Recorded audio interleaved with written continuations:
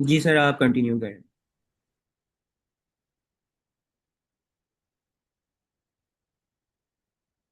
सलामकुम एवरीवन। तो कल हमने मशीन लर्निंग के लिए डाटा प्रिपेयर करने का कुछ स्टेप्स देखे थे, और टाइम की वजह से, शॉर्टेज होने की वजह से हमारा जो है ना पूरा लेक्चर मिस हो गया था। बाकी चीज़ें हम आज देखेंगे। तो स्टार्टिंग में हमने जो डाटा सेट लिया था वो टाइटैनिक डाटा सेट था, जिसमें जो पैसेंजर्स उस टाइटैनिक शिप पर थे उनके उनके रिलेटेड डाटा था कि उनके फीचर्स कौन से थे, एज क्या थी, जेंडर क्या था, टिकट कौन सी थी, वो जो जो उन्होंने ली थी। और हम उसके बेस पर प्रेडिक्ट करेंगे कि वो सरवाइव किए कि नहीं किए। हम उसकी बेस पर मॉडल ट्रेन करेंगे। तो हमने कुछ लाइब्रेरीज इंपोर्ट की थी पांडास की, जो कि एक्सेल शीट फाइल्स या टेबुलर फॉर्म में जो डाटा होता है ना उसके साथ वर्क करने के लिए हम यूज़ करते हैं। नमपाई को हम यूज़ करते हैं मोस्टली मैथमेटिक्स के ऑपरेशन परफॉर्म करने के लिए, क्योंकि ये थोड़ी एफिशिएंट होती है और फास्ट होती है। और ये मैटप्लॉटलिब और सी बोन जो है ये हम ग्राफ्स या ये चार्ट्स वगैरह बनाने के लिए यूज़ करेंगे। और कल मैंने आपको बताया था कि अगर आप कुछ कुछ भी चार्ट या ग्राफ बनाना चाह रहे हैं तो आप ये सिंपल इधर गूगल कोलैब में जेमिनाई का ऑप्शन आता है, आप इसको इधर प्रॉम्प्ट दें तो ये भी आपको वो ग्राफ का कोड दे देता है। तो हाँ, मैं आपको उसकी मैंने ना कुछ ग्राफ्स ऐड किए हैं। आज मैंने कुछ कोड लिखा है, क्योंकि अगर हम मैन्युअली करते हैं तो फिर हमारा एक्सप्लेन करने वाला रह जाता है। और इसलिए मैंने साथ प्रॉम्प्ट्स भी लिखी हैं कि कौन सी प्रॉम्प्ट्स आप यूज़ करके उसको बना सकते हैं। और ये एसके लर्न, इसको बोलते हैं साइकिट लर्न। इसके अंदर मशीन लर्निंग के फंक्शंस होते हैं या टूल्स होते हैं। मोस्टली मॉडल्स जितने भी हम ट्रेन करने करेंगे मशीन लर्निंग के, वो इस लाइब्रेरी के अंदर होते हैं, एसके लर्न के अंदर। तो ये हमने लाइब्रेरीज इंपोर्ट की पांडास को, ये सारी नमपाई, मैटप्लोटलिब और सीबोन को। और एसके लर्न में से हमने सिंपल हम एसके से भी इंपोर्ट कर सकते हैं, लेकिन इसके अंदर फर्दर एक क्लास होती है। उसके अंदर ये है ट्रेन टेस्ट स्प्लिट। इसको भी हम देखेंगे। डेटाबेस हमारे जो डाटा है ट्रेनिंग के लिए हमने यूज़ करना है, उसको हमने कैसे और क्यों हमें डिवाइड करना पड़ता है। दो दो हिस्सों में डिवाइड करना पड़ता है। एक जो हम जिसको हम यूज़ करते हैं ट्रेनिंग के लिए, और दूसरा जो हिस्सा है वो उससे हम टेस्टिंग के लिए यूज़ करते हैं। इसकी इंपॉर्टेंस भी हम देखेंगे। फिर ये प्री प्रोसेसिंग में से हमने ये standard scaler, min max scalar और लेबल इनकोडर, ये हम हमें चाहिए। इन्हें हम देखेंगे फर्दर लेक्चर में कि क्यों हमें और किस लिए हम ये यूज़ करते हैं। ये कुछ लाइब्रेरीज थी जो कि हमने इंपोर्ट कर ली। ये कल हमने देखा था कि डाटा सेट एक्चुअल में होता क्या है। एक रो होती है और एक कॉलम होता है। रो जो है हर स्टूडेंट का एक स्टूडेंट की एग्जांपल लेते हैं। तो एक स्कूल कार्ड के रिजल्ट में जो स्टूडेंट एक रो होगी वो हर एक स्टूडेंट के का रिकॉर्ड होगा। जो एक कॉलम होगा वो एक सब्जेक्ट या कोई एट्रीब्यूट हो सकता है। जिस तरह के अली है, इस रो में अली का सारा डाटा होगा। अली की एज क्या है, अली का जेंडर क्या है, अली कौन सी क्लास में पढ़ता था, और अली पास हुआ या फेल हुआ। तो ये एक रो होगी। सारा के लिए भी एक रो होगी। हर स्टूडेंट का रिकॉर्ड एक रो में रिकॉर्ड होता है। अच्छा, तो हमने क्या किया था कि सबसे पहले डाटा को लोड किया था। इधर पहले हमने यूआरएल ऐड किया था, ये वाला, इस लिंक पे। तो अब इसको एक और फॉर्मेट है, आप इसको डाउनलोड करके हमने इसको इधर अपलोड किया हुआ है अपने इन्वायरमेंट पे। इधर जाकर ये अपलोड का ऑप्शन है, आप यहाँ से अपलोड कर सकते हैं कोई फाइल। और हमने वो फाइल का नेम दे दिया। ये फाइल हमारे पास थी टाइटैनिक.csv। तो हमने ये फाइल का लिंक, फाइल का नेम इसे दे दिया, पाथ इसे दे दिया। और हमने pd.read.csv करके इसे रीड किया। पीडी के अंदर आप जाएं तो मल्टीपल ऑप्शन आपको और भी मिल जाते हैं। pd.read एक्सेल के नाम से भी, ये देखें। इतने इतने फंक्शंस हैं जिनके थ्रू आप रीड कर सकते हैं। एक्सेल है, सीएसवी है, एक्सेल है। ये सारे फाइल फॉर्मेट हैं। एचटीएमएल को भी आप रीड कर सकते हैं, जेसन को भी रीड कर सकते हैं। ये सारी फाइल्स हैं, फाइल्स के फॉर्मेट हैं जिनको आप रीड कर सकते हैं। सही है। इस किस्म की फाइल जो है ना, आप उनके थ्रू डेटा रीड कर सकते हैं। ओके, ये हमने डाटा लोड किया, और उसने हमें बता दिया ठीक है डाटा लोड हो गया है। और उसने हमें रोज और कॉलम बता दिए। ये हमने कल देखे भी थे। 891 रोज थी और 12 कॉलम थे।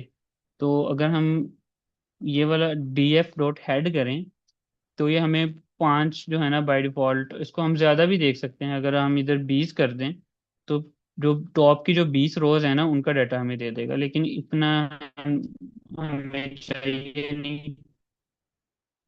हम बस देख सकते हैं कि डाटा एक्चुअली किस किस्म का है, या एक हाई लेवल हम व्यू ले सकते हैं कॉलम्स का और उसके अंदर जो डाटा होगा। अच्छा, ये मैंने फाइल क्रिएट की थी, साथ में कोड आपको एक्सप्लेन करता जाऊंगा कि चीज़ें ज़्यादा हैं, अगर मैनुअली मैं करता और साथ एक्सप्लेन करता तो वो कवर नहीं होता। मैंने ना ये आपके साथ फाइल शेयर करूंगा लेक्चर के बाद। तो ये मैंने साथ जितनी मुझे जान पे जो चीज़ें एक्सप्लेन करने के लिए मुझे लगी, मैंने उनको साथ लिख भी दिया कि आप बाद में भी जो देखें तो आपके एक नोट्स भी बने हों। अच्छा, df.info करेंगे ना, इससे हमें डाटा सेट की कुछ इन्फॉर्मेशन मिलती है कि इसके अंदर कॉलम्स कौन कौन से हैं, कितने कॉलम्स हैं, और उनके हर एक कॉलम के अंदर कितनी वैल्यूज हैं। ठीक है, और यहाँ पर जो है हमें उनके डाटा टाइप्स का भी पता चलता है। जो इंट 64 होगी वो होल नंबर्स होंगे, फ्लोट 64 जो है वो डेसिमल वैल्यूज हो सकती हैं, जिस तरह 2.5, यानी कि पॉइंट्स के बाद जो पॉइंट्स के साथ जो वैल्यूज होती हैं। और ऑब्जेक्ट जहाँ पे होगा ना, ये वाले, इसका मतलब है ये टेक्सचुअल डाटा होगा या स्ट्रिंग होगा। हम जब डीएफ डॉट डिस्क्राइब करेंगे ना, ये हमें कुछ मैथमेटिक्स परफॉर्म करके ना हर कॉलम पे हमें कुछ डाटा दे देगा, हमें काउंट बता देगा, हमें एवरेज बता देगा, हर कॉलम की एवरेज लेकर वैल्यू क्या बनती है। ये न्यूमेरिकल जो कॉलम होंगे ना जिनकी डाटा टाइप न्यूमेरिकल होगी, फ्लोट या इंटीजर, ये उन पर ही वर्क करेगा, बाकियों पे नहीं करेगा। स्टैंडर्ड एविएशन एक स्टैट का कंसेप्ट है, वो हमें इसकी वैल्यू भी बता देगा। मिनिमम वैल्यू बताएगा हर कॉलम में मिनिमम वैल्यू कितनी है, और बताएगा कि 25% वैल्यूज किस रेंज में आती हैं, कहाँ तक आती हैं, और 50% कहाँ तक आती हैं, 75% वैल्यूज कहाँ तक आती हैं। ये क्यों जरूरी है, इसको भी हम आज देखेंगे। ठीक है, ये 25, 50%, 70% ये हमें क्या बताता है एक्चुअली। ये देखने में तो ये काफी मैथमेटिक्स की चीजें हैं, लेकिन जब आप ये लेक्चर को हम आज कवर करेंगे ना, इसके बाद आपको इनकी इंपॉर्टेंस पता चलेगी कि दोबारा आप कहीं किसी भी डाटा पे डीएफ डॉट डिस्क्राइब करेंगे ना, तो आपको स्टार्टिंग में ही काफी चीजें पता चल जाएंगी, जो कि हम बाद में ग्राफ के थ्रू देखेंगे, वो आपको इधर से भी पता चल जाएंगी। मैक्सिमम वैल्यू ने बता दी। ठीक है, हम इधर सेपरेट कॉलम नेम भी प्रिंट कर सकते हैं अपनी अंडरस्टैंडिंग के लिए कि अच्छा पैसेंजर आईडी है, सर्वाइव्ड है, पी क्लास है, ये वाले कॉलम्स नेम है हमारे पास। अच्छा, ये इसको मैं अगर एग्जीक्यूट करूंगा ना, तो कल भी हमने ये वाली चीज देखी थी कि ये हमें बता देता है कि सर्वाइव्ड कितने हैं और नॉट सर्वाइव्ड कितने हैं, और उनका साथ काउंट बता देता है कि 549 सर्वाइव थे, और जो सॉरी नॉट सर्वाइव थे, और सिर्फ 342 लोग जो है ना वो बचे थे। सर्वाइवल रेट भी इसने बता दिया। इसको बनाने के लिए जो मैंने प्रॉम्प्ट यूज की थी वो मैंने ये की थी कि सिंपल अल्फाज में मैंने जेमिनी पे गया और जाकर मैंने ऐसे क्या कहा कि आप ना आप मुझे create a bar chart showing the count of survived versus not survived passenger. तो उसने मुझे कोड लिख के दे दिया, तो इसको मैंने विजुअलाइज कर लिया। मुझे पता चल जाएगा कि ये डाटा में कितने लोग वो हैं जो बच के थे और कितने लोग थे वो जो नहीं बचे थे। हमारी मेन टारगेट क्लास यही है, हमने अपने मशीन लर्निंग के मॉडल को ट्रेन करना है जो कि बता सके अनसीन डाटा पर कि ये बंदा, इसकी ये फीचर्स हैं, ये बचा है कि नहीं बचा। सर ये रोटेशन क्या बता रही है, रोटेशन इक्वल टू 0? कहाँ पर सर? लाइन नंबर 7, अच्छा, 6। ये इसका ही कोई सिंटेक्स है, मैंने जैसे बताया कि ये मैंने खुद नहीं लिखा, मैंने ये प्रॉम्प्ट यूज़ की थी। तो इसको आप पता कर सकते हो कि ये मैंने खुद नहीं लिखा। इसको मेरा आइडिया भी माइंड में भी नहीं अभी आ रहा कुछ, इसका कुछ होगा। मुझे बस मैंने ये प्रॉम्प्ट लिखी थी कि मुझे बस ये देखना है कि चार्ट में बताओ, कि एक बार चार्ट बना के बता दो कि कितने लोग सरवाइव किए हैं कितने नहीं। ये तो उसने, इससे मुझे देखने से ही पता चल जाएगा कि डाटा सेट में उन लोगों का डाटा ज़्यादा है जो कि सरवाइव नहीं किए। तो ये जो इसका सिंटैक्स है इसको मैं नहीं आपको एक्सप्लेन कर सकता क्योंकि मैंने खुद लिखा नहीं है। अगर मुझे पता होता तो मैं आपको बता देता। जी सर, नो इशू। अच्छा, इसका भी लेट से कि नहीं पता, हमें पता तो हम इसको जेमिनाई को यूज़ करते हैं। What is the use of rotation in this code. आप एआई का यूज कर सकते हैं कोई भी चीज अगर समझ नहीं आ रही तो ये हमें बता देगा बड़े अच्छे तरीके से, मुझे भी क्लियर हो जाएगा, आपको भी क्लियर हो जाएगा। अच्छा, इस command is used to set the rotation angle of x-axis tick label. When rotation is equal to 0, it means labels will be displayed horizontally without any rotation. Okay, तो ये जो हम चार्ट रिप्रेजेंट करते हैं ना, ये आपने हमेशा देखा होगा कि मैथ में भी कि ये एक्स एक्सिस होता है और ये वाई एक्सिस होता है। सही है। तो ये जो लेबल्स हैं ये सीधे इसके साथ रिप्रेजेंट हों विदाउट एनी रोटेशन के, थोड़ा मतलब बिल्कुल सीधे वो इस तरह आए हैं, इस लाइन में और इस लाइन में। हम इसकी अगर रोटेशन की वैल्यू चेंज करके देखते हैं कि अगर हम इसको रोटेशन 25 कर देते हैं तो क्या आता है, ये देखें। हाँ, इनकी वैल्यू ये 0 पहले और 1 थे जो इसके लेबल थे एक्स एक्सिस पे, वो बिल्कुल स्ट्रेट थे। अब मैंने इसको 25 डिग्री रोटेट कर दिया है, तो अब ये इस तरह आ रहे हैं। ये थोड़ी फॉर्मेटिंग या अच्छा दिखाने के लिए आप इसको इस तरह भी कर अरे ये सकते हैं। लाइन रिमूव कर दें फिर देखें क्या होता एक मिनट। तो फिर ये होगा कि मैं ड्राइंग रिमूव कर दूं पहले। तो फिर ये होगा कि बाय डिफॉल्ट जो वैल्यू होगी ना वो आ जाएगी। अगर आप जिस तरह ये है PLT.xtics है, ये वाला फंक्शन, अगर आप इसकी कोई वैल्यू सेट नहीं ना करते तो बाय डिफॉल्ट इनकी कुछ वैल्यू सेट हुई होती है फंक्शंस के अंदर, तो वो ऑटोमेटिकली वो आ जाती है। तो अब इसकी बाय डिफॉल्ट वैल्यू जो है वो मेरे ख्याल 90 डिग्री है, तो ये इस तरह आ गया। तो इसको अगर हम रोटेशन डॉट कर दें 45 करके देखते हैं, 90 का हाफ है, तो ये देखें। तो बाय डिफॉल्ट मेरे ख्याल इनकी वैल्यूज जो है नेम वो है 90 डिग्री। सही है।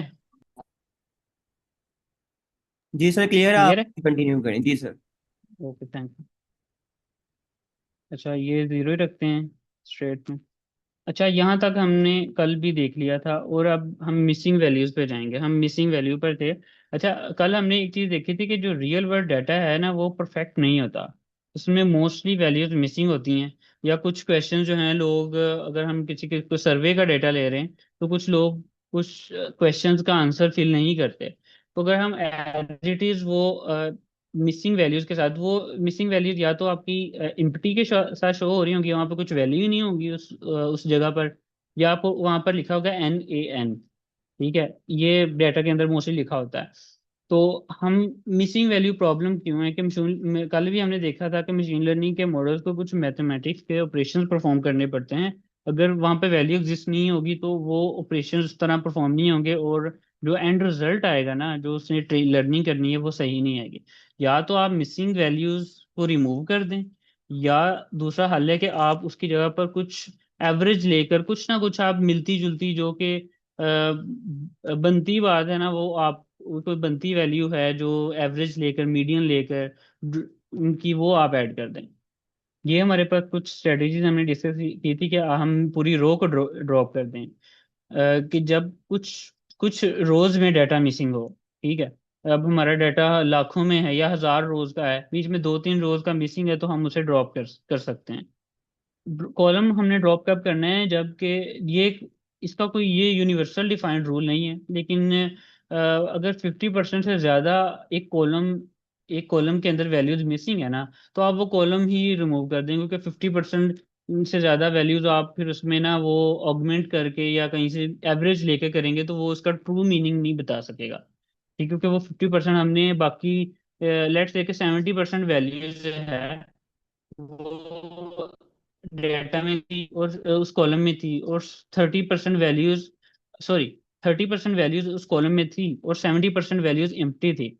तो हम वो 30% का एवरेज लेकर वो बाकी 70% वैल्यूज की जगह पे लगाएंगे तो वो एक उसका एक्चुअल मीनिंग नहीं बता सकेगा, तो हम वो कॉलम ही रिमूव कर देंगे। फिर हम मीडियन और या मीन लेकर हम उस जगह पर फिल करते हैं उन वैल्यूज में। ये मोस्टली न्यूमेरिकल कॉलम्स के लिए यूज होता है। और मोड के साथ हम फिल करते हैं ये कैटेगोरिकल, जहाँ पर टेक्सचुअल डाटा होगा फिर हम मोड ले लेते हैं। मोड होता है कि उन सारी टेक्सचुअल या कैटेगोरिकल कॉलम्स में सबसे ज्यादा जो वैल्यू आ रही है ना, वो बाकी कॉलम्स में जहाँ पर वैल्यू नहीं नहीं एग्जिस्ट कर रही वहां पर आप वो वैल्यू ऐड कर दें।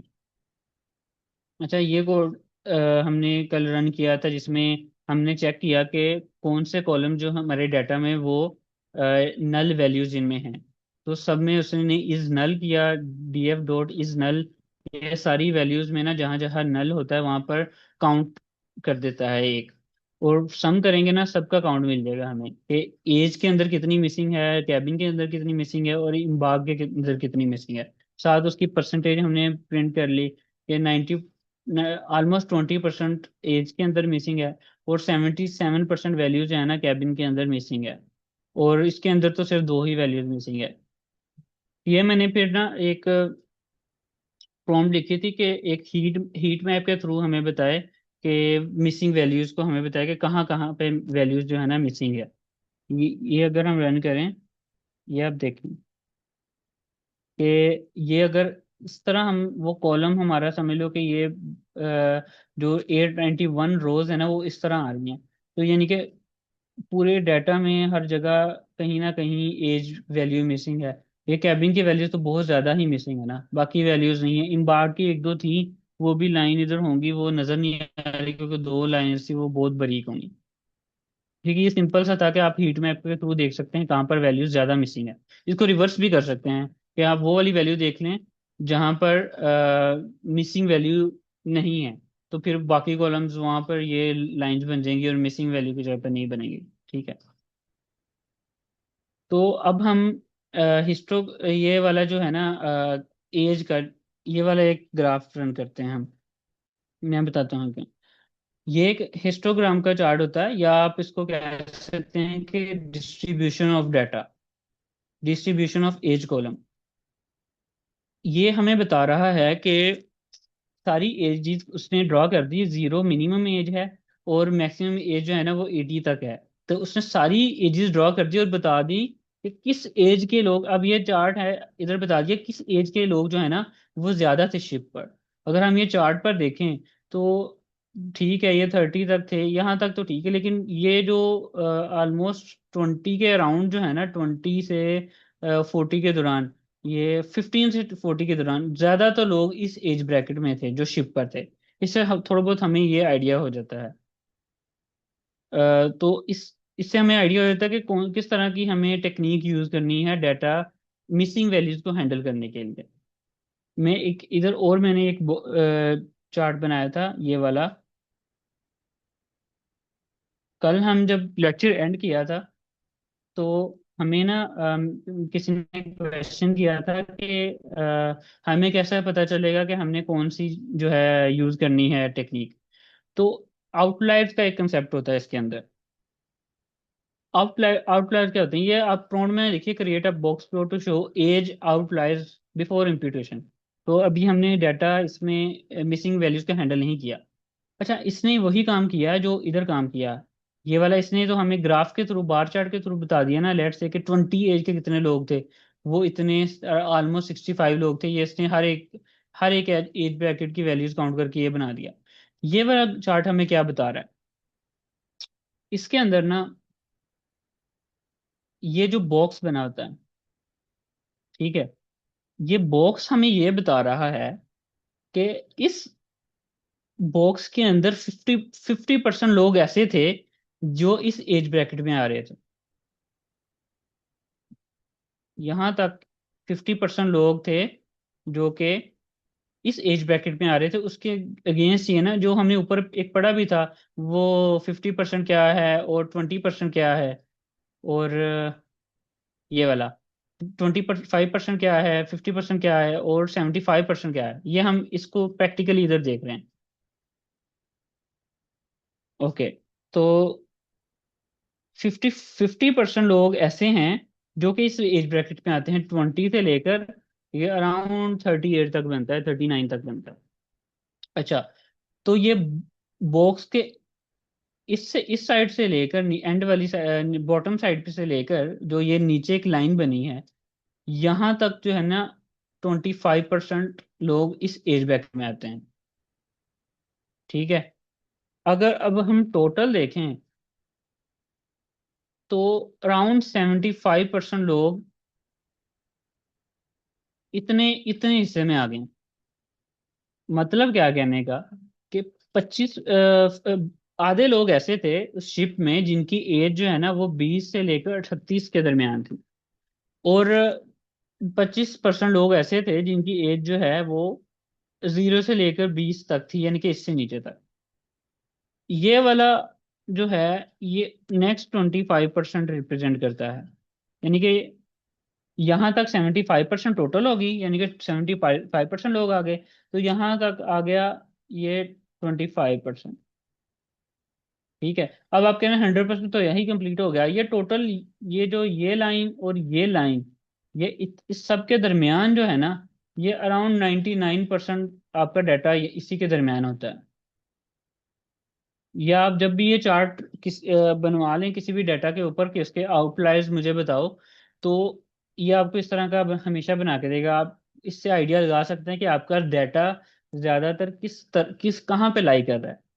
अब जो जो लोग इस एज ब्रैकेट से या इस लाइन से भी ऊपर हैं या इस लाइन से भी नीचे होंगे, अभी इससे क्योंकि 0 से नीचे तो कोई होता नहीं है, लेकिन कुछ केसेस में आपके पास हो सकता है कि ये इससे भी नीचे हो। लेट्स से कि हमारे जो लोग होते अगर वो इस बॉक्स हमारा इधर बनता और ये वाला हमारा इधर बन जाता, तो एक दो बंदे इधर होते, तो हम कह सकते हैं ये जो लोग इधर हैं ये आउटलायर्स हैं। उसी तरह ये जो लोग, अच्छा अब हम देखेंगे कि ये लोग कौन है। ये लोग हमारे डाटा में आउटलायर्स हैं, जो कि ये मोस्टली हमारे डाटा से अलहदा ही पड़े हैं, इनकी वैल्यूज बहुत ज्यादा हैं। ठीक है। तो इनको हम आउटलायर्स कहते हैं। इस कंसेप्ट की समझ आइए आपको?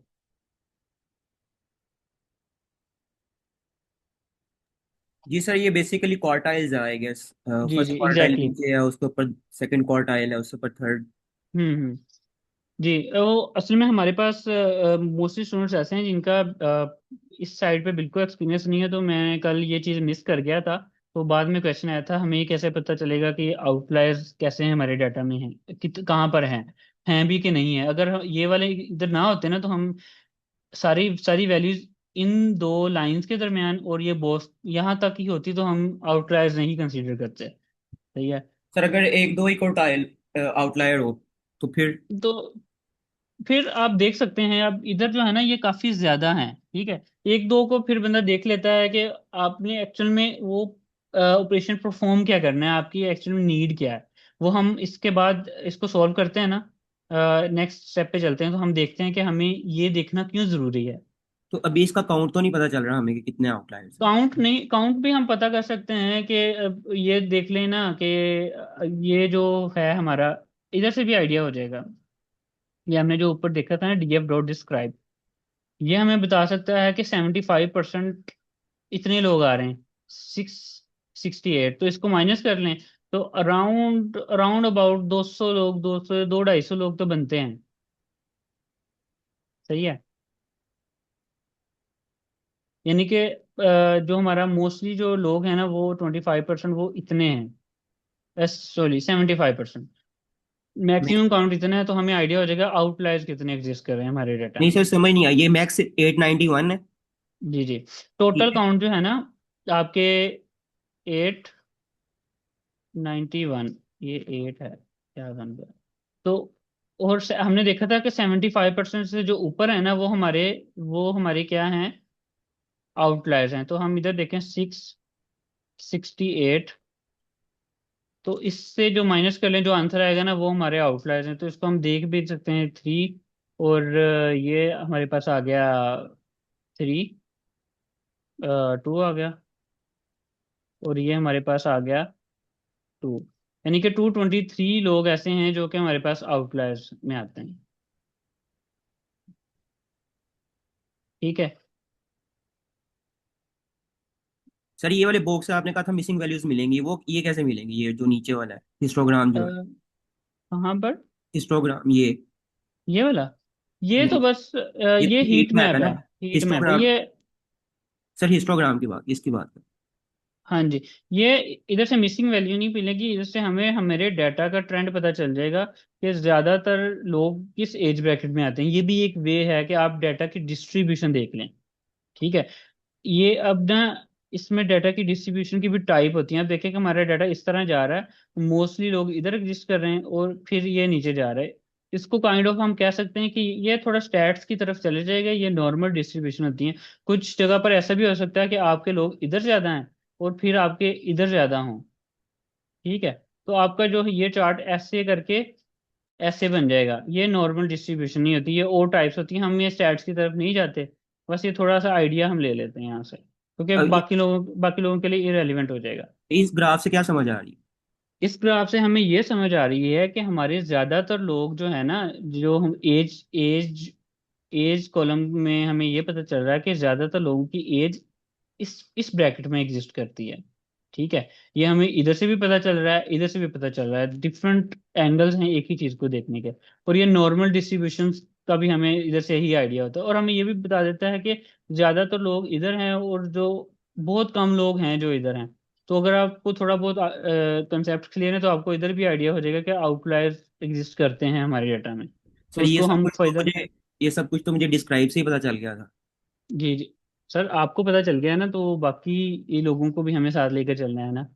नहीं नहीं, बेसिकली मैं कह रहा हूँ जब हमें सब कुछ डिस्क्राइब से पता चल रहा है तो फिर हम ये ग्राफ्स को प्लॉट करने का कोई स्पेसिफिक। अ, बिल्कुल ऐसे ही है। मैंने जब ये चीज़ हम मैंने दिखाई थी डिस्क्राइब, तो मैंने वहीं वहीं पर भी ये बताया था कि अभी हमें चीज़ें क्लियर नहीं हैं जो हमारे क्लास में स्टूडेंट्स हैं, क्योंकि उनके लिए ये चीज़ें सारी न्यू हैं।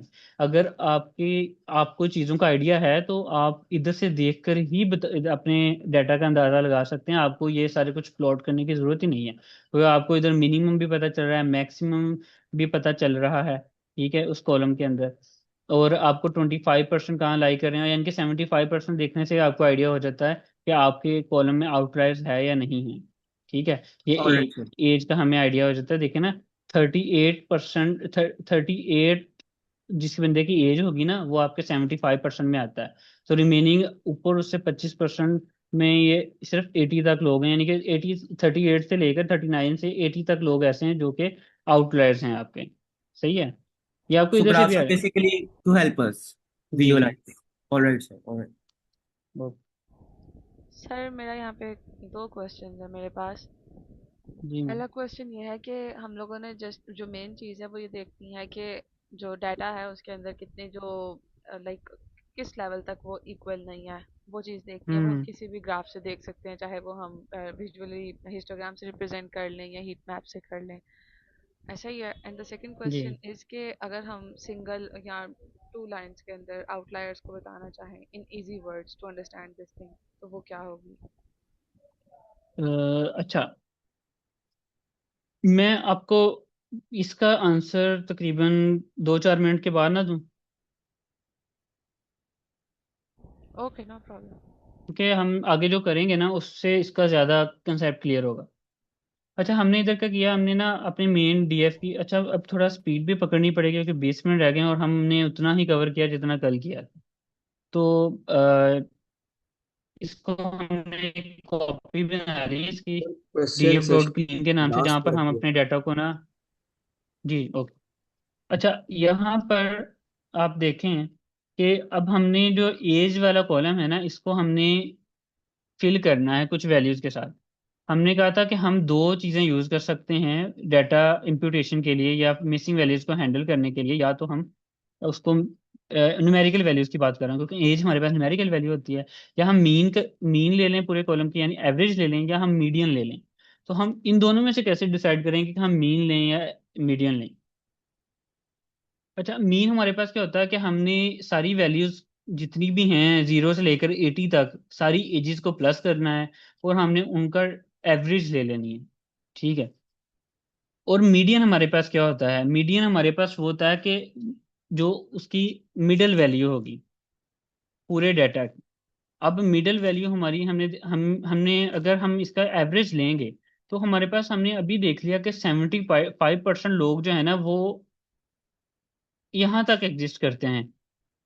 38 तक, 38 जिनकी एज है, यहाँ तक, ये दोबारा मैं चीज़ रिपीट कर रहा हूँ, 75% लोग इधर तक एग्जिस्ट करते हैं। ठीक है। अगर हम एवरेज लेने पे आएंगे ना, तो ये वाले इतने लोग जो हैं जिनका डाटा होगा होगा भला थोड़ा, लेकिन उनकी एजेस को प्लस करेंगे तो एवरेज लेंगे ना, तो हमारा जो एवरेज आएगी वो ट्रू वैल्यू रिप्रेजेंट नहीं करेगी जितनी करनी चाहिए, क्योंकि हमें चाहिए कि जो ज्यादा लोग या ज्यादा क्लासेस को रिप्रेजेंट कर रही है ना जो वैल्यू, वो हमारी एंड एंड वैल्यू हो। तो इस केस के लिए हम जो है ना, हमने आउट देख लिया कि आउटलायर्स हैं, तो हम मीडियन यूज करेंगे। Median is better than mean when there are extreme values. Extreme values होती हैं, आउटलायर्स ही होते हैं जो आपके ज्यादातर डाटा जहां पर पड़ा होता है उससे बहुत बाहर पड़ी होती हैं। यानी कि 75% वैल्यूज या 75% लोगों की एजेस 38 तक थी, उससे ऊपर बाकी सारे लोग थे। 25% लोग जो है ना वो थे 38 से लेकर 80 तक। तो इनको हम इतनी इंपॉर्टेंस नहीं देंगे जितनी हम 75% लोगों को देंगे। तो इसका मतलब है कि हमारे पास ये जो चीजें आउटलायर एग्जिस्ट कर रहे हैं जो कि वो 70% से भी बाहर हैं, ये वाले यहाँ तक मिला के ये बनता है 90%, 99%। ठीक है। तो ये वाले जो है ना वैल्यूज, ये लोग तो बहुत ज्यादा हैं, लेकिन ये सिर्फ हमारे टोटल डाटा का कोई 1% है, 0.1% है, 0.23% तक है। ठीक है। इसलिए हम जो है ना, हम आउटलायर्स को देखते हैं कि हमने मीन यूज करना है कि मीडियन यूज करना है। और हम अब क्या करेंगे, मीडियन लेंगे इसका एज का, और हम जहां जहां पर मिसिंग वैल्यू है वहां पर हम मीडियन, 28 आया था, 28 से हमने हर उस मिसिंग वैल्यू को हमने फिल कर दिया। अब हम इन बाग का हमारे पास एक कॉलम था जो कि कैटेगोरिकल कॉलम है। इसके अंदर हमने देखा था ऊपर के वैल्यू कौन सी हैं, इसमें स्ट्रिंग ऑब्जेक्ट टाइप की वैल्यूज हैं। अब हम इसको रन करेंगे तो, अच्छा, कैटेगरी के लिए हमने देखा था कि हम मोड लेंगे, क्योंकि मोड जो है वो मोस्ट कॉमन वैल्यू को रिप्रेजेंट करता है आपके पूरे डाटा में। तो मोस्ट कॉमन वैल्यू हमारे पास जो है ना बाग में एस है। ठीक है। एस है, क्यू थी और शायद सी थी।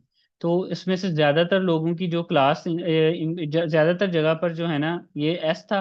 तो हम जहां पर मिसिंग वैल्यू है वहां पर हम एस से उसे रिप्लेस कर देंगे, क्योंकि ये दो ही वैल्यूज मिसिंग थी, दो ही रोज ऐसी थी जहां पर ये वैल्यू मिसिंग थी। तो ये इतना कोई मसले वाली वैसी भी बात नहीं। अब हम हैंडल करते हैं कैबिन वाले कॉलम को। इसके अंदर हमारे पास 77% वैल्यूज मिसिंग थी, जो हमने इधर भी चेक किया था कि 77.1% वैल्यूज इसमें मिसिंग थी, 687 वैल्यू मिसिंग थी। हमने देखा था कि जब 50% या 60% भी कह सकते हैं, केस टू केस डिपेंड करता है, 50% से ऊपर आपकी वैल्यूज मिसिंग हो एक कॉलम में, तो आप उस कॉलम को ना ही रखें तो जरूरी अच्छा है। क्योंकि वो आप कुछ ना कुछ करके उसमें वैल्यूज ऐड कर दें, लेकिन वो रियल वैल्यू तो नहीं ना है, आपने कुछ मैथमेटिक्स के ऑपरेशन परफॉर्म करके उसे रखा है। तो हम इस कॉलम को ड्रॉप कर देंगे, डीएफ डॉट ड्रॉप, और कॉलम का नेम हमने दे दिया कैबिन। तो उसको ड्रॉप करने के बाद हमें उसने बता दिया कि अब हमारे हर कॉलम में कोई भी वैल्यू मिसिंग नहीं है, और ये वाला कॉलम हमने डिलीट कर दिया। अब हम, अच्छा, ये वाला हम एज को दोबारा प्लॉट करते हैं मिसिंग वैल्यूज को हैंडल करने के बाद। अब देखें कि हमारा जो अब डाटा की डिस्ट्रीब्यूशन किस तरह है। अब ये ज्यादा नॉर्मल डिस्ट्रीब्यूशन होगी कि अब इसमें हमारा जहां पर ज्यादा एवरेज निकल रही थी ना, मीडियन निकल रहा था, वहां पर ही ज्यादा वैल्यूज हैं, बाकी जो है ना वो स्प्रेस होगी। अब यानी कि मॉडल को ज्यादा तरजीह देगा इन वाली वैल्यूज को। यानी कि हमने हर जगह पे 28 कर दिया था, तो ये वाली वैल्यूज ज्यादा होगी, बाकी उसी तरह कम होगी। सही है। ये भी एक आफ्टर हमने मिसिंग वैल्यूज हैंडल करने के बाद हमने ये चीज प्लॉट की है। अब हमारे पास स्टेप आता है इनकोडिंग का। हमने मिसिंग वैल्यूज को हैंडल कर लिया। इनकोडिंग क्या है? कंप्यूटर्स को हमने पहले मशीन लर्निंग के लेक्चर में भी देखा था कि कंप्यूटर्स को सिर्फ नंबर समझ आते हैं, उसको ये जो मेल फीमेल जो या टेक्सचुअल फॉर्म में डाटा है वो उसको समझ नहीं आता। तो हमें इन ये वैल्यूज हैं, हमें इन्हें मैथ नंबर्स की फॉर्म में कन्वर्ट करना पड़ेगा, जो कि कंप्यूटर को या मशीन लर्निंग का जो मॉडल होगा, अगर उसने मैथमेटिक ऑपरेशन परफॉर्म करने हैं, तो वो हम ऑब्वियस सी बात है, वो न्यूमेरिकल वैल्यू पर ही परफॉर्म कर सकेगा। वो मेल या फीमेल, ये स्ट्रिंग वैल्यू टेक्सचुअल वैल्यू है, इस पर नहीं कर सकेगा, तो हमें इनको इनकोड करना पड़ेगा। अब इनकोड करने का मतलब क्या है? इनकोड करने का सिंपल मतलब ये है कि अपनी टेक्सचुअल वैल्यू को नंबर्स की फॉर्म में रिप्रेजेंट कर देना। सबसे पहले एक मेथड आता है, वो उसको कहते हैं हम लेबल इनकोडिंग। लेबल क्या है? हम, अगर हमारे पास दो ही वैल्यूज हैं, हम उनको कह सकते हैं, मेल को हम जीरो कह दें और फीमेल की जगह पर हम वन रिप्रेजेंट कर दें।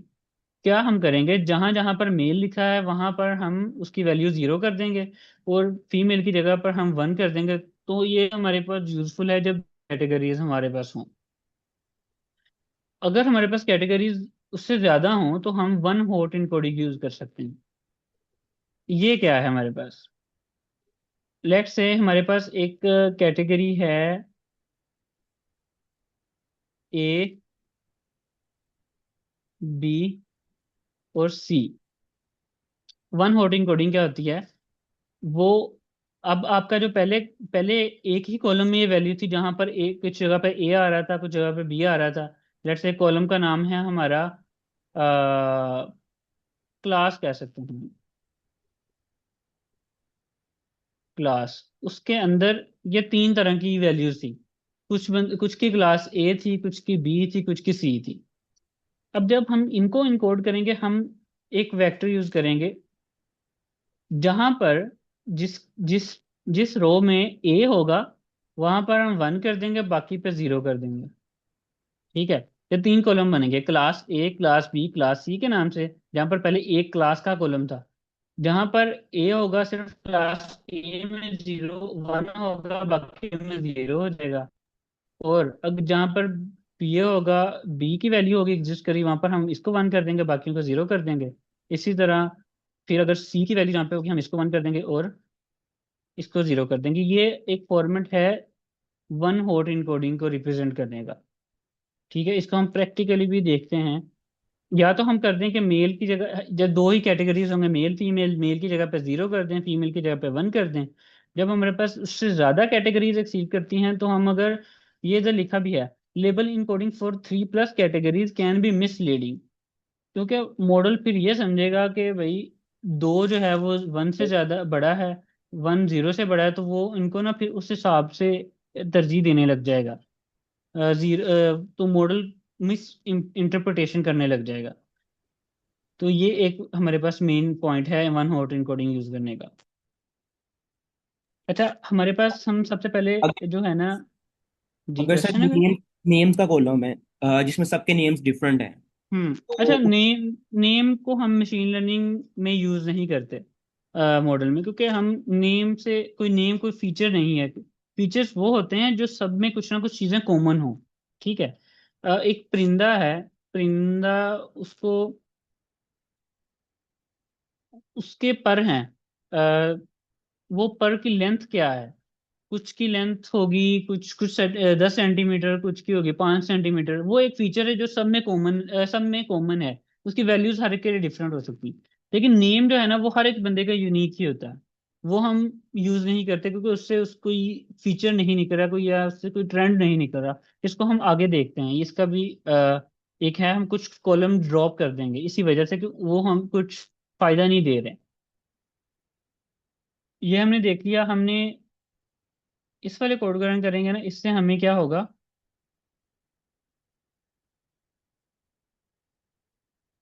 ये वही आपके वाली बात आ गई, हमारे पास ये चार कॉलम्स हैं कैटेगोरिकल। नेम, उनकी जेंडर क्या है, टिकट क्या है उनकी, और इनबाक्ड। अब नेम की ये सारी वैल्यूज हैं, यानी कि हर बंदे का अपना ही नेम है। हमने ये वो करी कि यूनिक वैल्यूज कौन सी हैं। अब नेम के अंदर ये सारी वैल्यूज हैं। अब हम सबको इनकोड तो नहीं करेंगे, इनको यूज नहीं करेंगे, हर एक बंदे की अपनी ही वैल्यू है नेम की।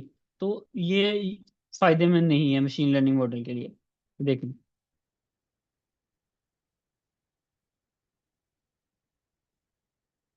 और अगर हमें देखें मेल, इसका हम सेक्स देखें, तो वो हमें बता देगा कि इसका जेंडर क्या है, मेल या फीमेल। अब ये दो ही वैल्यूज हैं। ठीक है? इसका मतलब कि यहाँ पर कॉमन वैल्यूज एग्जिस्ट कर रही हैं, हम इनको इनकोड करेंगे।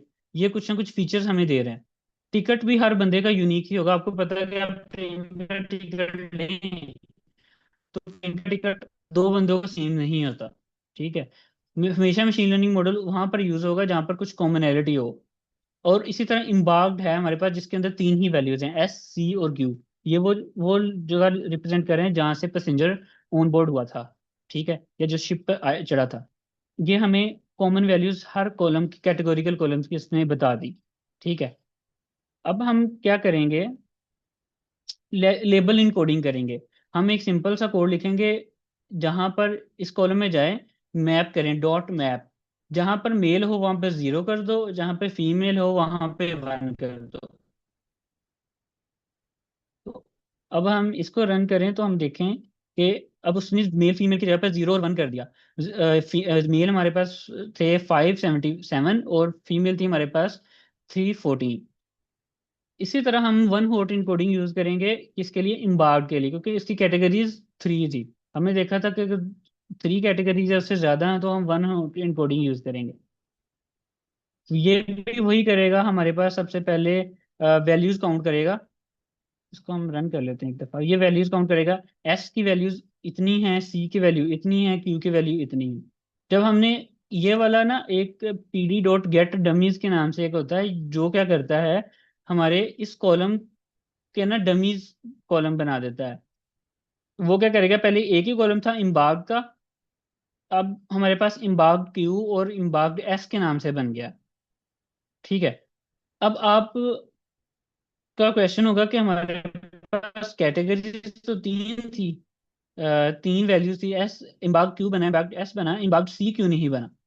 ये भी एक इंपॉर्टेंट क्वेश्चन है। यहाँ तक तो समझ आ गई ना कि हमने, अच्छा, ये तो सिंपल, वो क्या करे, इसको वन हॉट इनकोड उसने कर दिया। अब हम क्या करेंगे, हमने देख लिया कि हमें नेम वाले कॉलम की जरूरत नहीं है, हमें टिकट वाले कॉलम की जरूरत नहीं है, और हमें पैसेंजर वाले कॉलम की जरूरत भी नहीं, पैसेंजर आईडी, क्योंकि ये हर एक की यूनिक होगी। इससे कुछ कॉमनैलिटीज नहीं है, मशीन लर्निंग मॉडल इससे कुछ लर्न भी नहीं करेगा। हमने इसको रन किया, अब हमारे पास ये वाले कॉलम्स रह गए, सर्वाइव्ड जो कि हमारी टारगेट क्लास है, ये वाली रह गई। ये सारी अब न्यूमेरिकल वैल्यूज हैं। अब ये हमारे पास इम्बार्क क्यू और इम्बार्क एस है, ठीक है। अब आप कह रहे होंगे कि इधर फॉल्स तो ट्रू क्यों है, क्योंकि ये बुलियन वैल्यू, अगर आप अपने पाइथन की क्लासेस लेंगे आपको पता चले, आइडिया होगा कि बुलियन वैल्यूज जो है ना हमारे पास ट्रू और फॉल्स होती हैं। अब हमने इधर क्या किया है, वही बात होगी कि जहां पर एस, सी और क्यू थे ना हमारे पास तीन वैल्यूज, जिस रो में एस होगा, स्टार्टिंग में इम्बार्क्ड एस होगा, वहां पर हमने 1 कर देना, बाकी 0 कर देना। और पाइथन में अगर ट्रू लिखा हुआ है ना, ट्रू, तो ट्रू का मतलब 1 ही होता है, और फॉल्स का मतलब होता है 0। तो इसको पाइथन, बाय डिफॉल्ट पाइथन के कोड होती है, कंपाइलर होते हैं, तो वो ट्रू को जो है ना 1 कंसीडर करता है और फॉल्स को 0 कंसीडर करता है। तो ये ट्रू लिख दिया, फॉल्स लिख दिया, वो सी, इसको 0 ही है, ये 1 है और 0 है। अच्छा, अब हमने देख लिया कि अच्छा, एस अगर एस है तो उसको ट्रू कर दिया या 1 कर दिया, इस बाकियों को 0 कर दिया, क्योंकि एक टाइम पे एक ही वैल्यू 1 होगी। अब हमारे पास क्यू है, जहां पर एस 0 होगा ये भी 0 होगा, और वहाँ यहाँ पर क्यू 1 होगा, बाकी वैल्यू 0 होंगे, सिंपल फंडा है। हमारे पास सी नहीं है, तो उसका क्या एक लॉजिक है, जहां पर ये दोनों वैल्यूज एस और क्यू वो 0 होंगी, तो ये अंडरस्टूडेबल बात है, ये वाली चीज 1 होगी। क्योंकि एट अ टाइम हमारे पास मिसिंग वैल्यू कोई नहीं है, और at a time 1 value exist करेगी। तो हम क्या करेंगे, देखो जैसा ये फॉल्स है, ये फॉल्स है, इसका मतलब यहाँ पर एस वाली वैल्यू ट्रू है, तो हमें इसे इधर इसने नहीं लिखा कि वो एक एक्स्ट्रा कॉलम ऐड हो जाता है, और इसको बोलते हैं मल्टी कॉलनरी, एक कंसेप्ट बोलते हैं, जो कि एक कंफ्यूजन क्रिएट कर देता है, ठीक है। अब ये फॉल्स है, फॉल्स है, वो ट्रू हो जाएगा, वही है कि if this is true, if this is else this, वही है, अगर एफ इफ है तो एल्स है, सही है। ये वाला एक फंडा है, इसके अंदर यूज होता है। हमने ये वाला कोड उसमें लिखा था कि ये वाला, इधर drop first true, moves 1 column to avoid redundancy. ये रिडंडेंसी है नहीं थी, हमने दो कॉलम फॉल्स फॉल्स आने थे, एक ट्रू आना था, मशीन लर्निंग कंफ्यूज हो जाना था, यार इसकी वैल्यू जीरो है, इसकी वैल्यू भी जीरो है, इसकी वन है। अब उससे क्या होगा, जब दोनों वैल्यू जीरो होगी वो थर्ड वैल्यू कंसीडर करेगा, हमने वो एल्स में लिख दिया, if this is true, if else if this is true, फिर एल्स में हमने उससे लिख दिया। ये एक सिंपल सा एक कंसेप्ट है जो मैंने आपको बताना था, ये हमें ये वाली चीज मिल गई। और ये तो बड़ा मुश्किल अब कॉन्सेप्ट। हमने फीचर स्केलिंग को देखना है। मुश्किल इसमें कोई नहीं है, बस इजी है। हमने वही वन जीरो जीरो करना था। अब देखें, एस है, सी है और ये क्यू है, ठीक है। कि अब आप अंडरस्टूडेबल बात है, हमने ये इसको समझो नहीं रखा, ठीक है, इसको हमने साइड लाइन करा दिया, इधर बाहर बैठा ये, ठीक है। जब इसको कुछ नहीं मिलेगा, जब इसको कुछ नहीं मिलेगा तो एट द एंड इसको मिलेगा। ये हमने इसलिए फिर वो कॉलम एक इसको हम एस को भी रख सकते थे, बाहर क्यू को भी रख सकते थे, हमने सी को रख दिया, कोई इसमें कोई लॉजिक वाली वो ऐसी बात नहीं, किसी कॉलम को भी हम रख सकते हैं। ये हमारे पास थोड़ी रिडंडेंसी होती है कि चीजें रिपीट हो रही हैं, उनको हमने कम किया या अपने कॉलम्स कम किए हैं। मॉडल इस चीज को अंडरस्टैंड कर लेगा। अच्छा, तो अब फीचर स्केलिंग एक चीज है हमारे पास, ये क्यों जरूरी है। अब हमारे पास एज का एक कॉलम है, इसकी वैल्यू जो है ना 0 से 80 के दरमियान। जो फेयर है, किराया जो है उन्होंने दिया था, वो है 0 से 5 12 के दरमियान। तो मॉडल क्या सोचेगा कि यार फेयर जो है इसकी वैल्यू ज्यादा है, तो इसको ज्यादा इंपॉर्टेंस देगा। कैलकुलेशन के दरमियान जब मल्टीप्लिकेशन होगी, तो ऑब्वियसली जहाँ पर फेयर वाली वैल्यू होगी उसका रिजल्ट ज्यादा आएगा। तो मॉडल समझेगा भाई ये कोई बड़ी चीज है, इसको कुछ स्पेशल जो है ना ट्रीटमेंट देना पड़ेगा, यानी कि वीआईपी इसको रखना पड़ेगा इस वैल्यू को। तो हमें ये चीज खत्म करने के लिए ना हम दो चीज यूज करते हैं, मिन मैक्स स्केलिंग कर लें। हम क्या करें, हर कॉलम की मिनिमम वैल्यू लें और मैक्सिमम वैल्यू लें। मिनिमम, मिनिमम और हम इधर ले लें मैक्सिमम।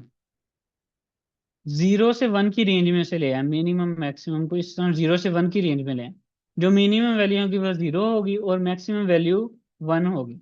तो लेट्स से कि एज है, एज जो 0 एज है वो मिनिमम होगी और मैक्सिमम एज जो है वो 80 होगी। तो वो जब हम उसे फीचर चेंज करेंगे या स्केल करेंगे उसे 0 से 1 के दरमियान, तो मैक्सिमम 80 जो होगा ना वो 80 रिप्रेजेंट करेगा 1 को, बाकी सारी वैल्यूज इनके दरमियान में आ जाएंगी। और इसी तरह हम बाकी कॉलम्स को भी करेंगे, सारे कॉलम्स को हम 0 से 1 के दरमियान में ले आएंगे। ये एक चीज है।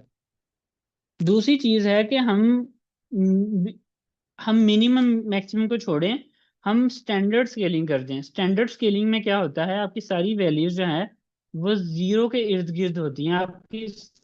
आपको इस तरह वो कन्वर्ट कर देता है कि उनके जब आप एवरेज लेना वो जीरो आ जाए। उनके जो सेंटर पॉइंट है ना, पॉइंट ऑफ कंसर्न वो जीरो है, ठीक है। और उससे वो ये मोस्टली फिर इसकी ना जो एक अंदाजा है वो -3 से +3 के दरमियान वैल्यूज आ जाती हैं। जो उनका एवरेज हम लेंगे ना वो आ जाएगी जीरो। ये हमारे पास स्टैंडर्ड स्केलिंग होती है। ये तो लिखा भी है मैंने कि इनकी मीन जो होगा वह जीरो होगा, मोस्ट वैल्यूज -3 से 3 के दरमियान होगी। ये भी हम देखते हैं कि इनमें से भी हमें कैसा पता चलेगा हमने अपने केस में मिनिमैक्स यूज करना है या स्टैंडर्ड स्केलिंग यूज करनी है। ये हम इसको रन करते हैं, ये हमेशा उन्हीं उन्हीं पे यूज करके देखें। एक तो कैटेगोरिकल वैल्यूज है ना, जहाँ पर हमने उसको ऑलरेडी हमने स्केल कर लिया, उनकी वैल्यूज तो 0 1 में ही होगी। जैसे एज को हमने 0 1 में कर लिया, इनको भी 0 1 0 में कर लिया, बाकी वैल्यूज ये रह गई। इधर से हमें स्केलिंग से पहले आइडिया हो जाएगा कि मिनिमम वैल्यू एज की इतनी है, और मैक्सिमम इतनी आ रही है, और मिनिमम एवरेज लेकर सबकी इतनी आ रही है। अब देखें, अब ये जो एज है वो 0 से 80 के दरमियान है, फिर हमारा 0 से 5 12 के दरमियान है। ये वाला कॉलम जो 0 से 8 के दरमियान है, कितना डिस्क्रिपेंसी है, इसको हम प्लॉट करके भी देखते हैं। ये देखें, अब ये एज जो है वो क्या है। ओके, ये बिफोर स्केलिंग है एज की डिस्ट्रीब्यूशन। ओके, ये वैल्यूज हैं, इस साइड पे काउंट है, इस साइड पे है। ये हमें बता रहा है कि हमारा जो है ये 80 तक ही जा रहा है, और ये यहाँ तक जा रहा है। और मोस्टली आपने इधर भी नोट किया होगा, आपकी जो ज्यादातर फेयर है ना वो इस एज ब्रैकेट में है, कुछ कुछ इधर हैं, और इधर कुछ भी फेयर नहीं, एक ही फेयर ऐसा है जो यहाँ पर है। अब ये भी हमारे पास आउटलायर है। अब हम जब इसकी एवरेज लेंगे, यानी कि वो मिन मैक्स करेंगे, अब हम इनको तो जीरो कर लेंगे, समझ में आ रहा है, इनको भी हम कर लेंगे। अब मैक्सिमम हम इसको 1 रखेंगे, इनको 0 रखेंगे। अब देखें हमारी जो ज्यादातर वैल्यू इधर तक आ जाएंगी या इधर तक आ जाएंगी, यहाँ तक आधी वैल्यू जो है ना वो कुछ भी नहीं इधर होगा। हम इसको 0 से 1 के दरमियान स्केल करेंगे तो हमारे पास ये रिजल्ट आएगा। इसका मतलब है कि जहां पर आउटलायर्स होंगे ना वहां पर हमने मिन मैक्स स्केलिंग यूज नहीं करनी, वहां पर हमने स्टैंडर्ड स्केलिंग यूज करनी है। ये है एज, और हम इनको फिर स्टैंडर्ड स्केलिंग ही यूज करेंगे। स्टैंडर्ड स्केलिंग क्या करेगा, इनको 0 -3 का सेंटर ऑफ पॉइंट 0। ठीक है, अब इनका मीन जो देखेंगे ना वो सबका 0 है, एवरेज लेंगे ना सबका तो 0 ही आएगा। मिनिमम वैल्यू इतनी है सब में, माइनस में चलेगी, और मैक्सिमम वैल्यू इतनी है। ये एक स्टैंडर्ड अप्रोच है, यानी कि एफिशिएंट अप्रोच ये है।